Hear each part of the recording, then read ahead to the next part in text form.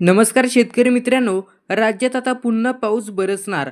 हवामान विभागाने व्यक्त केला हा अंदाज. दक्षिण मध्य महाराष्ट्रातून कोकणच्या दक्षिण भागात येत्या 24 तासात पावसाची शक्यता वर्तवण्यात आली आहे.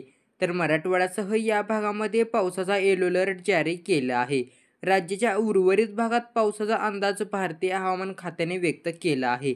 गेल्या काही दिवसांपासून वातावरणात कमालीचा बदल जाणवत आहे.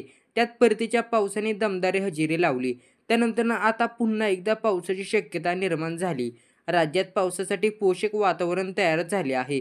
त्यामुळे येत्या 24 तासात राज्यातील काही भागात पाऊस पडण्याची शक्यता आहे. सांगली, सिंधुदुर्ग, सोलापूर, कोल्हापूर जिल्ह्यात काही ठिकाणी जोरदार पावसाचा येलो अलर्ट हवामान विभागाने दिला. तर धाराशिव, लातूर, बीड, सातारा, पुणे, नगर, रत्नागिरी जिल्ह्यात काही ठिकाणी हलका ते मध्यम पावसाचा अंदाज हवामान विभागाने दिला. पुढील 3 दिवस म्हणजेच बुधवार, गुरुवार आणि शुक्रवारी राज्यातील काही भागात हलका ते मध्यम पावसाचा अंदाज दिला.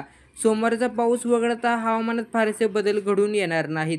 राज्यातील रत्नागिरी आणि सिंधुदुर्गसह इतर किनारपट्टी भागात वातावरण अत्यंत ढगाळ राहील, तर तुरळक ठिकाणी विजांसह कडकडाट पावसाची शक्यता राहील.